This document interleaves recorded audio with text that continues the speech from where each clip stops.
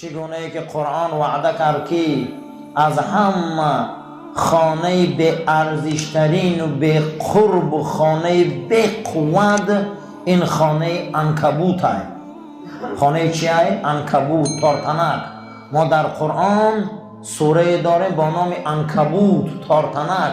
خداوند دشمنای پیغمبر رو تارتنک میگه، یعنی کسی که دشمن پیغمبر و دشمن دین شای، قرآن میگه اهون البیوت، یعنی سبکترین خانه این خانه تارتنک است.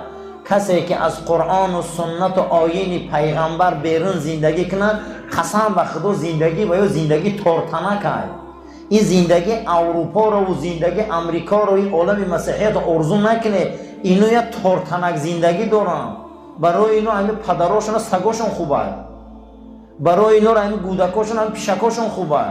اینو ترکان قطعی هم نکاح کرده سیان، موش قطعی هم خاندار شده سیان، اینو گربه قطعی هم خاندار شده سیان. قسم به خدا هر روز من این معلومات رو خودم میخونم. امروز برای اینو یا عنعنه حیوان قدی نکاح کردن. برای همین کسی که همین راه و روش غیر پیغمبر ده میروه، والله زندگی تارتنک است. اینا بینه تارتنک کن، اگر همین دام میکنه دامش همین بنو که پنجه میکنیشه، یا شمال میخزاری تارتنک هم از دخ میشن بود. برای همین که قرآن خود میگه که این زمین وارث و میراث برش، این زمین صاحبش بنده های صالح خدا هم. باید همیشه ما بنده های صالح باشیم، دعا کنیم که خداوندا در این شبای قبول دعا او بنده های صالح در تمام مناطق عالم اسلام اونها را سراشان بلند کردن نصیب و روزی گردان. این زمین باید میراث برش، این زمین آباد کنندش بنده های صالح خدا هم. چگونه ای که خداوند در زبور با داوود علیه السلام امر کرد که داوود این زمین بنده های صالح اداره میکنن.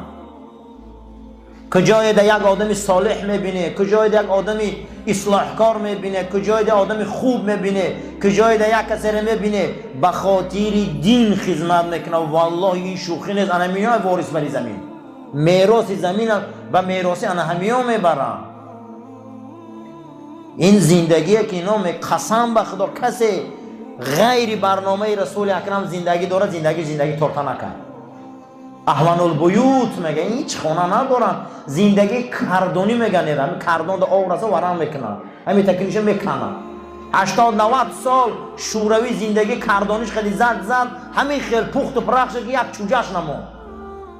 برای همین هیچ محل به گفتار پیامبرت راه جوی. سعدی میگه یعنی در او عصر 12 سعدی ما را تعلیم میده به گفتاری پیامبرت راه جوی، دل از تیرگی ها به پاکی بشوی. این دلای تاریک و رسوا شده را میگه به سنت این شستشو کن. خلاف پیامبر کسی ره گزید، کسی زید سنت و برنامه این برایه و منزل مقصد نخواهد رسید. قسم به خدا مقصدش نمیرسد. همون روز برای پیغمبر شطور وعده میکنن یا ویشن می بیاین که در دهن غار تارتنک تنیده. یک تارتنک خاطر دشمنی پیغمبر را جمع میکنن. یک تارتنک تنیده. گفتن اگر این غار میدونم تارتنک میکن. همون دشمنی غران و دشمنی سربر و سرخر با وجوده که دو کسان آن روز خود چه صدیق اکبر از ابوبکر صدیق میگه که اگر همین پایانی پاشون نگاه میکردن قسم به خدا ما را میدیدن، که ما را ندیدن آن روز در غار ثور.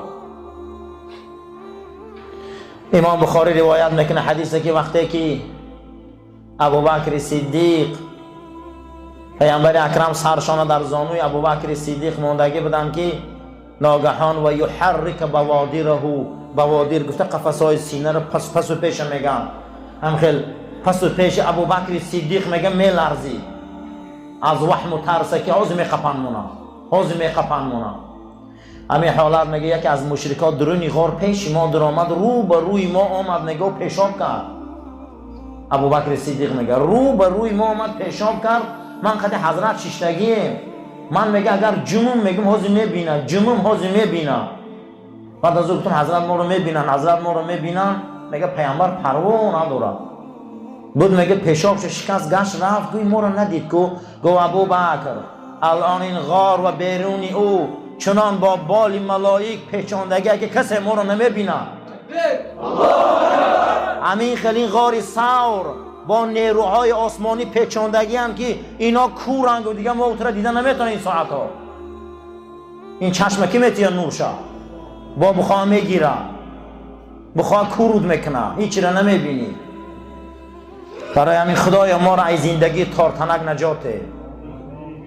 سوره عنکبوت معنیش همینه زندگی تارتنک نکنه زندگی سنت رسول اکرم کنیم. ما انمو زندگی بسم الله الرحمن الرحیم قرآن حکایت میکنه انما اعظکم بواحدت. این حبیب من میگه یک گپ داره. ما این میروز یک گپ نیستیم که دنیا میمون بازیش لگه. این حبیب من میگه محمد مصطفی صلی الله علیه و سلم یک گپ داره میگه یک گپ. این یک گپ داره میگه. امروز ما یک گپ نیستیم بنده یگانه نیستیم ما خودمون یک طرف نیستیم دوستامون نامعلومه قدامون نامعلومه زنمون نامعلومه همسایمون نامعلومه. ما اگر رنگ رسول الله یک گپ باشیم ابوبکر پیدا میشه خودش عمر پیدا میشه خودش. ما خمون در رحمون یک گپ نیستیم دو طرفه ایم. انا با میگم که رفیق مول مدزیده پل مخور برفت. انما اعظکم بواحدت. من شما رو یه موعظه میکنه میگه چیه میگه اون موعظه میگه قومو خیز نیتاتون نگیره لله شریعت جدی گیره. یعنی که شریعت خدی بازی نکنه میگه پیغمبر مثنا و ثلاثا دوتا میبیایه سه میبیایه 10 کس میبیایه قومو لله دین خدا خدی بازی نکنه. دین بازی نداره والله دین شوخی نداره دینه. همین یک عجله میشی میری به ایمان میشی. برای همین میگه دین قدی بازی نکنه. پیغمبر ما یک گپ داشتن دین قدی بازی نکنه. دین قدی باید ما بازی نکنه. دین شوخی نداره. دنیا را پیشنهادش میکنن زنای بهترینت میتیم رئیست میمونیم تو در چی نمیرسه بیا پولت میتیم تو رئیس مون تو این مون یک کار کن بیا همین بود پرستی قدر رویم دین تجاری نکن. این بینده دین تجاری نکن پیشنهادش میکنن. میگه اگر آفتاب در دست راستون گیره محتاب در دست چپتون ما ایره هم یکمش نمیگردم. دویمش امکیشون ابو طالب میگه بچه محمد قوتم نمیرسه که تو را دیگه نگاه کنم اینا یگان فلاکتت میکنن. من گفته از یکی دادرزاتت جمع کن که یگان فلاکتش میکنین. منم دیگه پیر شدم و میگه خیستگاه امکی تا همین روز گفت اکه من دست میکشی یکمش گفت که گوش که من امکی من پروایی به نگاه کردن تو ندارم. پدر حضرت علی را گفت من پروا ندارم که تو مرا نگاه میکنی یا نمیکنی. یکمش دیمش که یا خداوند دینش غلبه میته در زمین یا من در میرم میمرم. ما یگان گرگ من گردش ندارم. این همی یک کار عاقبت کاری من همینه. انما اعظکم بالواحده. این پیغمبری من میگه یک گپ داره یک گپ شدن در کار برادر نه میفراشه همین نمیفراشه جواب خلاص. انا همین خلقتی ما پیش میریم والله. ما امروز یک گپ نیستیم که دو رویه باز سه رویه باز شدگیم نه رفیق حلال داریم نه قدای حلال داریم نه فرزند حلال داریم نه زن حلال داریم. اسلام همین دین یگانه پرستی دوگانه پرستی. ما باید یگانه باشیم. مخی پیغمبر ما انما اعظکم بواحدت گفتن من شما را یک گپ نصیحت میکنم یک گپ تمام اسلام ده شوخی نکنه گفتن. کسی اسلام قدی حاصل میکنه اسلام قدی بازی میکنه اسلام قدی زندگی نمیکنه. زندگی تارتنک زندگی تارتنک در کار نیست. زندگی تارتنک مولا در کار نیست. این همیه. ابوبکر صدیق بینه نکنون چخل میبیاید. ابوبکر صدیق رضی الله تعالی عنه میبیا مسلمان میشه خلیفه دوستی رسول اکرم صلی الله علیه و سلم میشن. همون وقتی که اسلام در مکه مردم غم میتین حضرت حبشه میگیره زمین رو و میگن کجا میری ابوبکر؟ میگه زمین میرم که نام خدا را گفتند آزاد باشم. میره و حبشستان او بر میبیاید که وضعیت مکه بیزیبه مسلمانان رو فریب کرده با گشت آمدن. آمدن که خواستن عذابش دهن قبیدن که عذابش میتیم مقصد گپ زنجیرش میکنیم غم دادن ابوبکر که پدر خالد ابن ولید ابن مغیره بسیار آدم کلام بود گفت این جیانی من تقویش میشم امروز بارد امنیت ابوبکر در دست من چقش نشوید در عادت عرب همین بود کسی به کلام میگیره چقش نمیشدن ابوبکر وقتی این خلقی گفت ابوبکر دیگه آزاد شد اولین انسانی که در خانهش مسجد انداخت ابوبکر صدیق بود در خانهش مسجد انداخت در خانهش گریه میکرد در خانهش میگه تا روز قرآن میگه بلند میخوان مشرکا از خشم دست میگزیدن مشرکا از خشم چیکار میکردن؟ دست میگزیدن روز بیرون برآمد که بلال در زیر عذاب است بیرون برآمد که عمار در زیر قمچین است سمیه در زیر عذاب است آمد که در دارالندوه پارلمنتی مشرکا همه شیشتنه در درآمد گفت ای مردم ای کلانای قریش من نزدتان عزیز بودم یا نه؟ تان بله علیم تان بودم یا نه؟ تان بله در بین قریش کی خط و سواد داشت؟ گفتم تو گفتن این امروز عبارت ولید ابن مغیره سرپرستی من ایسری من بگیره گفتن چی با؟